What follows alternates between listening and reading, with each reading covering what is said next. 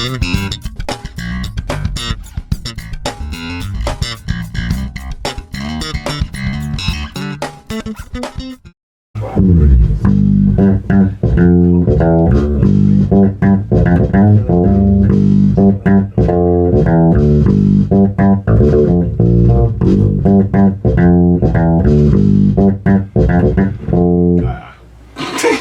that's good enough, bro. That's good enough, man. Ain't nothing wrong. See, you didn't even make the mistake. You knew you was about to make one, so you stopped. He's like, I'm not about to hit this wrong note. I stopped. I quit. I get to it like that. No, you know, man, welcome to the basement, man. Tell us your name. My name is Javon Adams. Javon Adams, another Detroit bass player with another Fender, man. We got so many Fenders in this house today. We're about to do an interview with this fine bassist. Also in the house with us, excuse me, in the basement, that's BASSmint. We have, tell us your name, sir. Alvin Grimes. Another Detroit bass player who refused to take his bass out of the case. And we also have another bass player. Rick Calloway. How you doing, Rick? Another Detroit bass player. And then another Detroit bass player. Tell us your name. Mike, I don't own a Fender Nagy. Yeah. Sacrilegious. So you got all these Fenders in the house. I know, you know I wanted you to pull yours out because that's an original 1969 I'll be more than happy. Fender Precision. I didn't mean to start no trouble. Wow. Yeah, no, I see why you keep it in the case. You don't want nobody to see that old original 69, older than most of us here in the basement. See, I keep it in bubble wrap, right? You see? Wow. Nice, yeah. Nice. Yeah. And a 77 at home, yeah. Yeah. Now see, that's an original 1969 Fender Precision. Nice. And thank you for at least pulling it out for us. Let us see it. Yes, sir. Yes, sir. Always happy to oblige. Thank you, Mike, for that. Put a brother on the spot like that. Yeah. He's like, I'm a Lakeland man, a music man. Also in the house is our gracious host. As you know, me neither no more. Kansas. I ain't been in a long time. He stole my Fender and I said, I ain't doing it no more. I think Fender might be one of the most stolen basses of all history. Wow. It was back then. And we also have another Detroit bass player in the house. Tell us your name. I'm Jay Barkoviak, and I do own a couple Fenders. That's awesome. And his dad, the photographer. His dad, Don Barkoviak. Oh, welcome to the basement. That's BASSmint. And you guys can chime in anytime you get ready in case you have some questions for this fine bassist. Now, tell us your name again, sir. My name is Javon Adams. Javon, how long you been playing the bass and why? Okay. Been playing off and on for 12 years. Why? What made you start the bass? I would say listening to Jamerson and P-Funk. Another Detroit bass players and stuff. Rick James, Boosie Collins, Larry Graham, Lamont Johnson, Jocko. The funky end of the spectrum. Yeah, that's and Jocko in there. Oh yeah, Jocko. That is awesome. Ron Carter too. Ron Carter is another one of my favorite bass players. Another Detroit bass player, by the way. Exactly.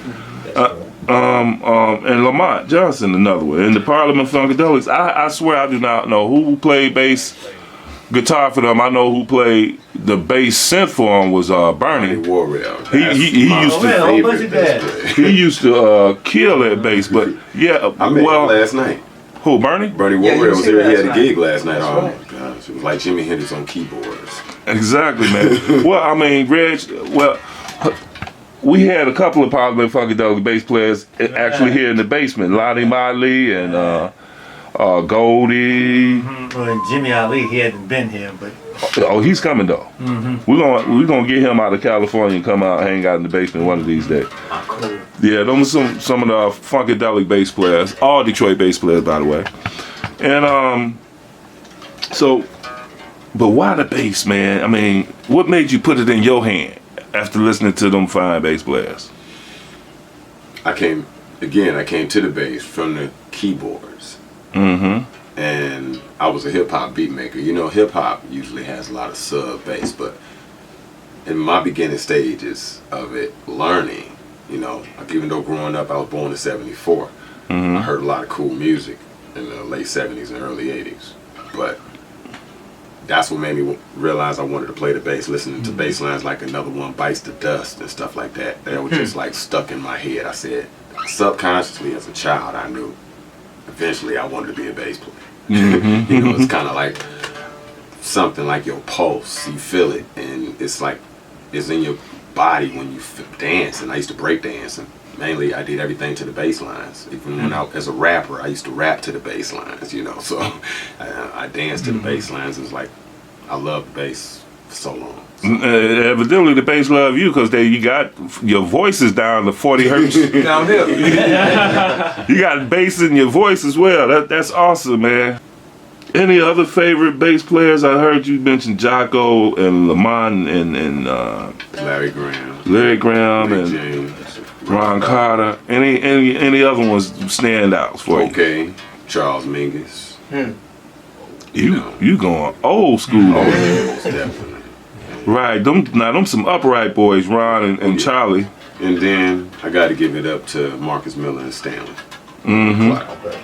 Right, yeah, them some of my favorites as well, man. Some of these cats you name, and I noticed you playing a 4-string as opposed to. Well, I guess it's 50% 4 strings in here, but you 4 strings. Now you say you just started playing 10 years ago. 5-string was the bomb. Then why are you playing a 4-string? Well, because for one, I used to be a Bootsy Collins wannabe and Larry Graham wannabe when I came to the bass. I mean, that's what made me. I wanted to play what they was playing. When I saw those old footage of looking at either Bootsy playing with James Brown, he was playing pretty much this same kind of bass except it had the colors over it, you know. And I was really trying to find that one, but you know, you can't get everything you want. Right, and actually, all of the guys you named as your favorite bass players, they also play 4 strings. Exactly. I don't think none of them that you name play a 5-string often. You know what I'm saying? Even like I said, Marcus Miller, one of the baddest brothers out there. That's awesome, man. Do you have a 5-string? Yes, I do. I have a 5-string. You have a 6-string? No, I don't. Okay, I was gonna keep going because you know they make them all string quantities now, man. Yeah, I do Tony have- Levin plays a 3-string. Do? Yeah, he does. Tony Levin got a Yeah. 3-string. Yeah. What's the lowest note on a 3-string? It's He does all kind of alternate tunings with it. Yeah, definitely. You need some different kind of speaker to hear it, but it's in there. Okay. Yeah, I also have an upright too. Wow. So you just got you seriously into the bass. Are you taking lessons or you teaching or what's going on? I'm actually taking lessons right now from Lamont Johnson as well as Lonnie Motley. Two of Detroit's finest bass players. We just had a show on the Detroit Bass Day on August 3rd. We took the photo and then switched over to another place. Were you at the photo shoot?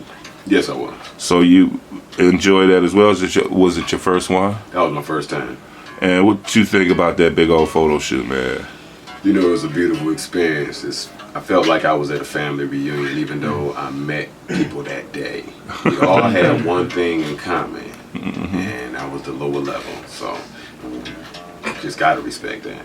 I mean, Right, so Yeah. So now were you there, Al, at the Detroit yeah. photo shoot this My year? first one, yeah, it was great. Wow. How about you, Rick? Were you there? No, sir. That's okay. How about you, Mike? Were you there? I was there. How about you, Reggie? Were you there? Sir, all day long.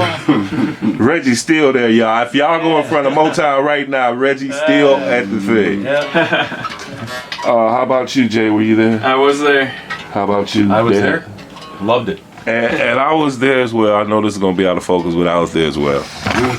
and like you said, it was a family reunion of bass family, right? yes, it was. And the 2 bass players you just mentioned, Lonnie Motley, Lamont Johnson. 2 of your instructors, they were selected to play later on that day at the Detroit Bass Day doing a James Jamerson tribute. Did you get to check that show out? Most definitely. And what you think about those cats at the Detroit Bass Day showing off the James Jamerson? You know, one thing I can say, I really appreciated watching all of the players that played that day as well as my teachers. But I like, one thing that stuck out to me is that Lamont, I love the way he plays on his own stuff, but that day it was dedicated to Jamerson, and that's what he kept it strictly to Jamerson, as well as Lonnie Miley. It was a day for the Jamersons in Motown, so that's what it was all about. So it was a big celebration for that. Right, they had some fine bass players, including one of Motown's own in an indirect way. Reginald Canty did his tribute on the big show, man. I can't wait to put that footage out there. Y'all have to tune in. We got some big footage of Detroit Bass Day. And what song did you play by I did Jamerson? Stevie Wonder song, My Sharia Moore. Yeah, that whole day was I awesome. felt like nervous. They put me up right after Ralph Armstrong. Yeah. Yeah, that was It was good. We had a good time. so that was a beautiful day, man. All of those bass players tributing Jamerson and everything. Now, do you play with anybody? You know, right now I'm putting together a band, and we just recording in the studio, working on original material. So that's the main thing. I came to the bass as a songwriter. You know, I'm not the kind of bass player that did a lot of gigs and stuff like that, but I write with the bass. So I'm trying to develop my skills to be a better player. That's awesome. And is there anything anywhere out there that we can hear you playing besides this intro and outro of this thing here? You got any SoundCloud stuff or?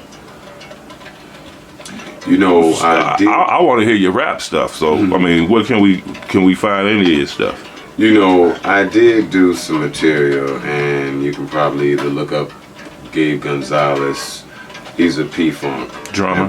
drummer, and I did a song with him and Dumini the Poraz, and I was the bass player as well as the rapper on that. I'm sure you can either look on either one of their pages and find it. And what would the name of that be? You know? It was a song about Obama, President Barack Obama. Okay. So, and like, if we wanted to keep in contact with you, we just gonna have to find you and network with you, because you don't have a Facebook or none of that social media stuff, right? Pretty much. I'm gonna make sure I step my game up and get it. I mean, since you got me on camera now, I ain't got no choice but to do it now. Right. Yeah. Go ahead and join the Detroit Bass Players on Facebook. It's quite an organization. I mean, how did you find out about the photograph if you not online? From Lamont. Oh, okay. Lamont Johnson, another Yes. Detroit bass player.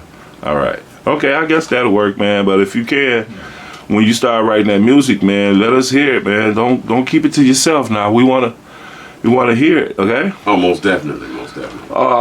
And I ain't want to keep you, man. You know how it is. People have got things to do, places to go, people to see and stuff like that, people to hear.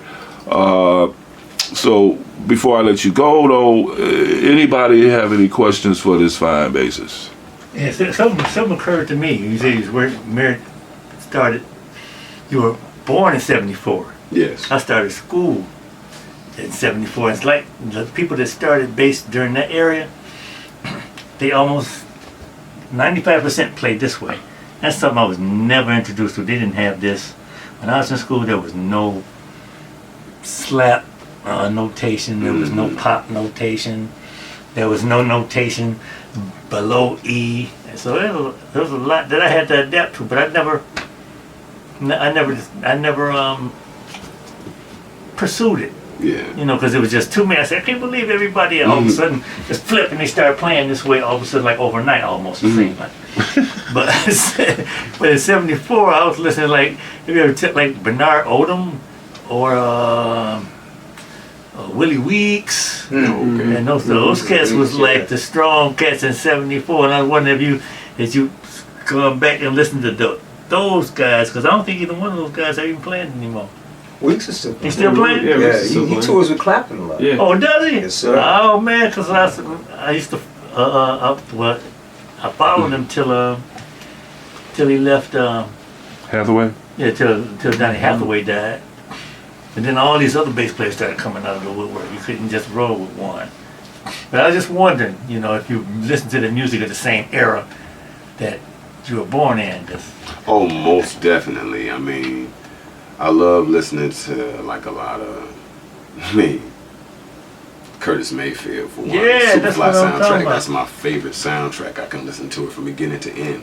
I like listening to any album that I can listen to from beginning to end. I mean, usually Motown classics. Yeah, Jamie said, I don't know who was you're on in an Curtis. enlightened position. That's what I'm trying to say. Like, but I was born in '52. Mhm. They didn't build the first electric bass till '51. So I Yeah. kind of I watched it develop, and it was considered a bastard instrument for 10 years. Nobody wanted to play it until somebody legitimized it. Exactly. So those are the guys I started listening to first. So I was just curious of who you started listening to Oh, first. okay. That's why I asked you that. Okay. Well, it's interesting that you do ask me that. And it's interesting what you picked. That Curtis Mayfield, them some of the smoothest Yeah, that's what cats bass lines. I mean, other than them smooth rock bass lines, you can't skip Led Zeppelin and them. That was killer stuff back in the '70s. But it's interesting that he asked you that, because what? I was gonna say, naturally, now I play like this, like it's an upright. This is more comfortable for me because I did want to mention something about that. That's why I said I've been playing on and off for 12 years. After playing the bass for 2 years, and I was just evolving, and all the guitar players I knew just wanted to jam to bass lines that I was writing. Drummers would come, and they couldn't believe it. They said, "How long you been playing bass?" I was like, 2 years. Man, they couldn't believe I was only playing for 2 years. Eventually, I got up out of bed one day, my thumb snapped backwards to my wrist, and I've been pretty much off the bass for 10 years, on and off. And now, still to this day, I haven't gotten comfortable as I did with the first 2 years. But I would say that thanks to Lamont Johnson, I've been kind of experiencing some things by him teaching me. The vibrato technique, that's been helping me, like a physical therapy type of thing that developed with inside of me that gives me more confidence about playing the bass. And then at the same time, Lamont has a way of complimenting you. And sometimes he'll give you that look. He'll look at you and he'll say, "Okay." Sometimes I surprise him sometimes when he'll see that I'm doing something. He say, "Oh, y'all just don't know. I'm learning from y'all too." And that's one thing I think that's cool about Lamont Johnson, because even though everything that he knows, he will let you know that he can learn something from you as well. So. True that. Oh, that's awesome. Dr. Lamont Johnson. No, that's a buddy. That's one of my favorite bass players of all time. When I started listening to bass players back in the '70s, when I heard that dude do the Brainstorm album, Oh, most definitely. it blew me away, man.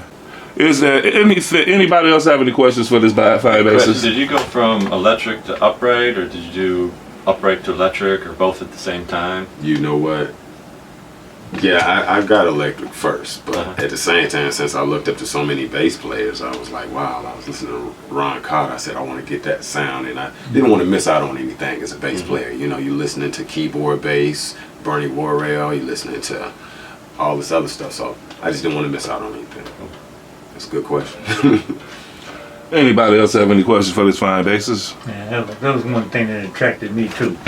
I liked playing upright because you could be more economical in your notation than you could with electric bass. You didn't have to play a whole bunch of notation.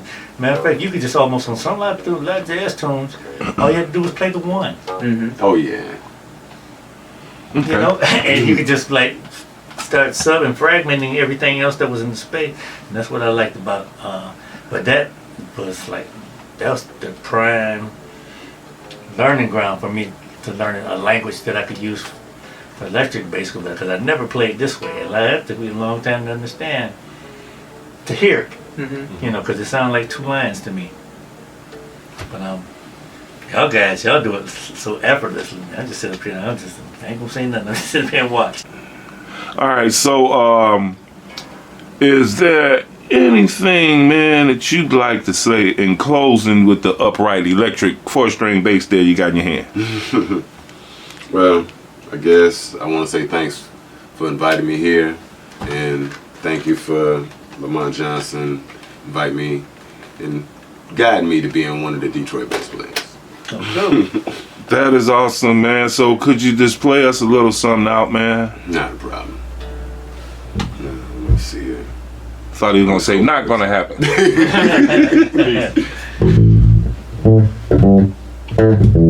Ladies and gentlemen, another Detroit bass player, Javon Adams.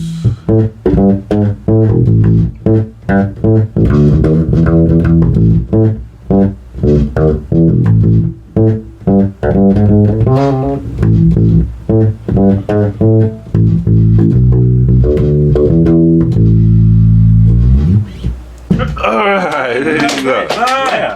There you go, right? Thank you.